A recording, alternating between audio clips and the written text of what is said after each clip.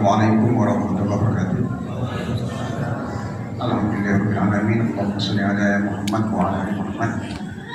Jamaah salat Isya dan tarawih insyaallah yang dimuliakan oleh Allah Subhanahu wa taala. Alhamdulillahirabbil alamin. Puji dan syukur mari kita senantiasa kita panjatkan kepada Allah Subhanahu wa taala karena berkat rahmatnya sehingga pada saat ini kita dapat berkumpul dalam masjid ini dalam melaksanakan sholat jamaah Isya dan sholat tarawih secara bersama. Pertama-tama yang ingin saya sampaikan adalah marilah selalu senantiasa kita untuk mensyukuri nikmat yang Allah berikan kepada kita. Nikmat sehat, nikmat kesempatan, nikmat iman yang telah Allah berikan kepada kita. Kenapa kita harus bersyukur? Karena kata Allah, barang siapa yang mensyukuri nikmatku, maka insya Allah akan aku tambah nikmatku, dan barang siapa yang ingkar terhadap nikmatku, maka sesungguhnya azabku sungguh pedih.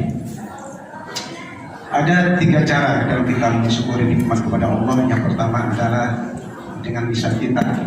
Jadi setiap kita mendapatkan nikmat dari Allah Subhanahu wa taala, kita mengucapkan alhamdulillahirabbil alamin sebagai ucapan terima kasih kita kepada Zat yang telah memberikan kita berbagai macam kenikmatan dan kehidupan kita. Kemudian yang kedua adalah dengan hati kita. Sikap yang perlu kita tanamkan dengan hati kita adalah senantiasa merasa ikhlas dan ridho terhadap takdir yang telah Allah berikan kepada kita. Jadi wujud syukur kita dalam bentuk hati adalah dengan ikhlas menerima takdir dan qada dari Allah Subhanahu wa taala.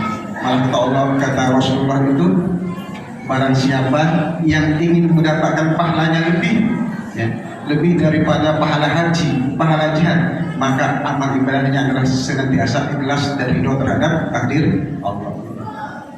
Kemudian yang ketiga adalah dengan anggota tubuh kita. Syukur dengan anggota tubuh kita itu adalah melaksanakan, memanfaatkan tubuh kita itu dalam rangka menunaikan ketaatan kita kepada Allah Subhanahu wa taala. Jadi itu bentuk syukur yang harus kita laksanakan, implementasikan dalam kehidupan kita sehari-hari. Kemudian dalam kesempatan yang baik ini, sebagai pesan moral dalam kultum singkat ini, yang pertama yang saya sampaikan adalah tentang ibadah niat. Niat ini sebenarnya ibadah yang paling simple, tetapi sering kita abaikan. Justru letak ruh dari ibadah itu adalah niat. Suatu pekerjaan itu dia termasuk ibadah atau tidak, itu tergantung niat. Ibadah itu akan mendapat pahala yang besar atau kecil juga tergantung niat. Ya. Dan ini sering kita lupakan.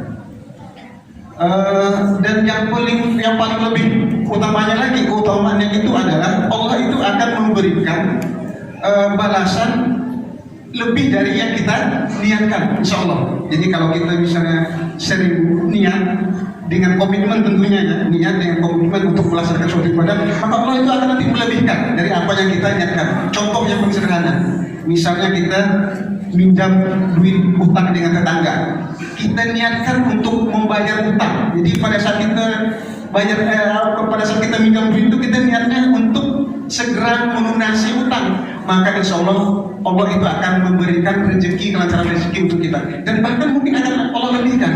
Yang tadi mungkin kita minjam duit itu hanya untuk memenuhi kebutuhan hidup kita, mungkin Allah akan memberikan kita kemampuan untuk beli sepeda motor. Ya, maka dalam kesempatan yang baik ini, dalam bulan ibadah, dalam bulan Ramadan ini, mari kita niatkan dalam hati kita untuk melaksanakan ibadah baik yang wajib maupun yang sunat. Ya, yang wajib puasa, yang malamnya bisa tarawih. Insya Allah kalau niatnya itu kita tanamkan, tentu dengan ikuti dengan komitmen di dalam hati, maka nanti Allah akan lebihkan.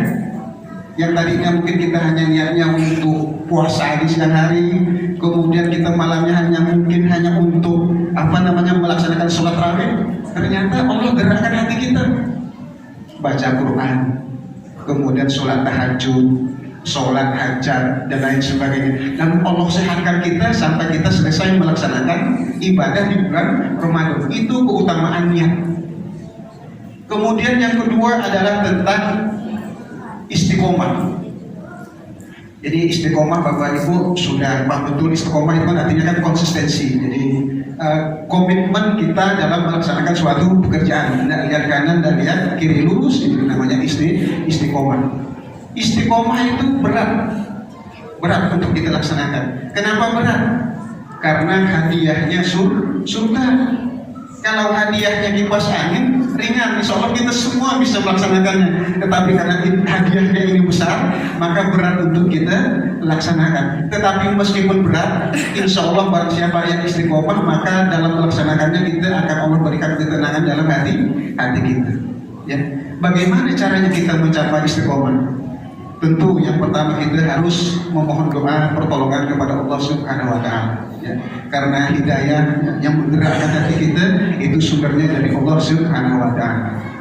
Kemudian ikhtiar kita yang kedua agar kita istiqomah adalah dengan meyakinkan dalam diri kita bahwa istiqomah itu adalah sesuatu yang kita butuhkan. Kenapa kita butuhkan? Karena kita perlu mendapatkan ridho Allah Subhanahu wa Ta'ala. Karena kita perlu ingin mendapatkan kasih sayang dari Allah Subhanahu wa Ta'ala. Salah satu syaratnya adalah kita istiqomah dalam melaksanakan ibadah kepada Allah Subhanahu wa Ta'ala. Kemudian ikhtiar yang ketiga adalah dengan mensegerakan untuk melakukan amal kebaikan. Jadi kadang-kadang Bapak Ibu kita itu ya, dalam suatu saat kita itu dalam hati kita itu tiba-tiba ingin sedekah. Tiba-tiba dalam hati kecil kita itu kita ingin sholat sunat, segera lakukan. Ketika ada bisikan dalam hati itu datang kepada kita, itu insya Allah itu berita dari langit, perintah dari langit. Jadi ketika misalnya bisikan itu tidak kita laksanakan, nanti bahasa kampungnya jerak ya, untuk membisikkan lagi dalam hati kita.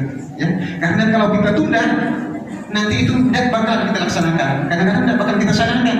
Misalnya ada bisikan kita rasanya tiba-tiba kita ingin sedekah gitu, lalu kita tunda, besoklah bersedekah, nanti sore ada godaan untuk tidak kita laksanakan.